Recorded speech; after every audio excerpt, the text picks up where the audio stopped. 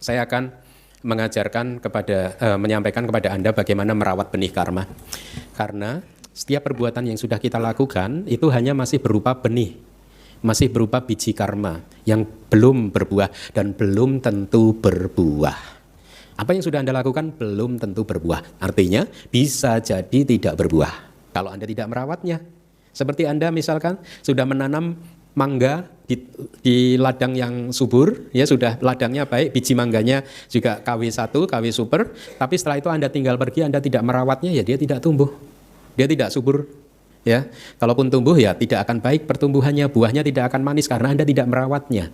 Oleh karena itu kalau kita berbicara tentang hukum karma, kita juga harus tahu bagaimana cara merawat hukum karma, merawat biji-biji karma tersebut. Kita mengenal ada dua jenis biji karma, yaitu biji karma yang baik dan biji karma yang tidak baik. Masing-masing mempunyai teknik perawatannya sendiri-sendiri kalau Anda ingin dari setiap biji tersebut tumbuh subur dan berbuah. Nah, kondisi atau cara merawat biji karma untuk bisa tumbuh subur dan berbuah itu masing-masing disebut sebagai, yang satu disebut sebagai keberhasilan. Artinya, kalau Anda bisa mendapatkan merawat keberhasilan ini, maka keberhasilan akan menyuburkan benih karma baik Anda yang sudah Anda timbun dari banyak kehidupan di masa lalu. Sebaliknya, keberhasilan ini akan menghambat atau bahkan akan membuat lumpuh benih karma buruk. Kalau Anda mencapai keberhasilan ini, maka benih karma buruk Anda tidak akan mendapatkan kesempatan untuk berbuah. Dia akan untuk sementara lumpuh. Ya, ini tujuan kita. Benih karma buruk harus kita lumpuhkan supaya nanti memasuki masa expirednya habis, akhirnya dia nggak berbuah sama sekali. Ya, nah itu keberhasilan. Jadi ada 4, keberhasilan, kelahiran, penampilan, waktu, dan cara. Ini adalah pupuk buat biji karma baik Anda yang bisa membuat timbunan biji karma baik yang Anda lakukan di masa lalu tumbuh subur dan akhirnya berbuah manis. Sebaliknya, pupuk buat karma buruk adalah apa yang disebut kegagalan. Kalau Anda melakukan ini, mencapai kegagalan, kelahiran, penampilan, waktu, dan cara, maka kegagalan ini akan menyuburkan semua timbunan karma buruk Anda, sehingga akhirnya karma buruk Anda akan tumbuh subur dan berbuah, dan sebaliknya karma baik Anda tidak akan mendapatkan kesempatan untuk berbuah. Nah, inilah mengapa Anda harus memahaminya dengan baik. Supaya Anda bisa mengelola kehidupan Anda, supaya Anda bisa memastikan yang tumbuh subur adalah karma baik, sedangkan sebaliknya karma yang tidak baik jadi akhirnya tidak tumbuh subur. Mari kita bahas satu persatu. Apa yang dimaksud dengan keberhasilan kelahiran? Artinya sebuah karma buruk, ini hanya satu perumpamaan, jadi ada satu karma buruk yang mungkin berfungsi sebagai karma produktif untuk memproduksi kelahiran kembali di alam penuh ketidakbahagiaan. Jadi ada karma buruk, satu benih karma buruk yang kita lakukan di masa lalu, kalau dia ini mendapat kesempatan untuk tumbuh subur dan berbuah, membuat kita terlahir di alam yang baik, alam yang tidak baik, maka kelahiran di alam yang tidak baik, yaitu kelahiran di neraka, alam binatang, hantu, dan juga asura, itu kelahiran di sana akan mengkondisikan semua timbunan karma buruk kita untuk satu persatu berbuah.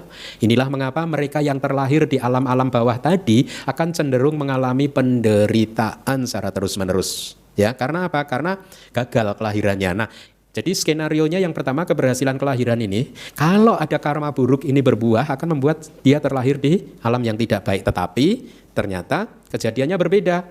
Karena sebuah karma baik, maka si orang ini akhirnya terlahir di alam yang bahagia, terlahir di alam manusia atau terlahir di alam surga. Karena terlahir di alam tersebut adalah keberhasilan kelahiran, ya, maka semua timbunan karma baik kita timbunan karma baik dia satu persatu tumbuh subur dan berbuah. Sebaliknya timbunan karma buruknya tidak mendapatkan kesempatan untuk berbuah, lumpuh untuk sementara. Inilah mengapa kita di dalam kehidupan kita sekarang sebagai manusia sering mengalami kebahagiaan. Ya. Jangan teledor, jangan kehilangan kewaspadaan. Anda saat ini bahagia itu bukan berarti timbunan karma buruk Anda itu nggak ada sama sekali.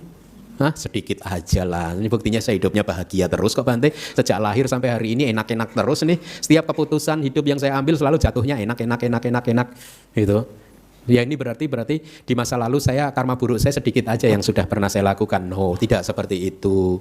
Kita hidup sudah sejak dari awal samsara yang awalnya tersebut sudah tidak bisa kita temukan lagi. Kalau sekarang ilmuwan fisika menemukan bahwa awal dari alam semesta itu dianggap sebagai Big Bang, dan Big Bang itu muncul 13,7 13,7 miliar tahun yang lalu atau juta ya? Miliar ya, 13,7 miliar tahun yang lalu itu Big Bang yang sudah disepakati oleh ahli-ahli fisika, dan dikatakan ini adalah the beginning of the universe, awal dari terbentuknya alam semesta. Disepakati Big Bang ini 13,7 miliar tahun yang lalu. Meskipun mereka juga tahu bahwa sebelum Big Bang ada fenomena lagi sebenarnya, tetapi buat mereka udah nggak signifikan lagi, sehingga mereka sepakat nih awal terbentuknya alam semesta 13,7 miliar. Saya katakan, awal terbentuknya alam semesta 13,7 miliar. Di cerita-cerita yang lain dikatakan bahwa manusia pertama kali diciptakan itu kira-kira 15.000 tahun yang lalu. Kok bedanya jauh? Berarti 13,7 miliar tahun yang lalu sejak ada Big Bang kemudian explode begitu, mengembang alam semesta ini, apakah tidak ada kehidupan? Buddha mengatakan ada kehidupan. Jadi kalau kaum fisika mengatakan alam semesta sudah berusia 13,7 miliar tahun, kita juga mengatakan bahwa kehidupan minimal sudah berlangsung selama 13,7 miliar tahun minimal. Karena buat Buddhism, Big Bang itu bukan yang pertama. Sebelumnya ada Big Bang lagi, Big Bang lagi, Big Bang lagi, banyak sekali. Jadi artinya awal dari samsara, awal dari kehidupan kita ini sudah tidak bisa ditemukan lagi. Saking lamanya sudah tidak bisa ditemukan.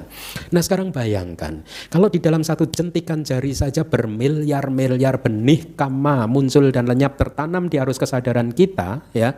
Saya katakan tertanam meskipun sesungguhnya itu tidak tertanam dalam pengertian yang normal ya, tetapi untuk komunikasi saja.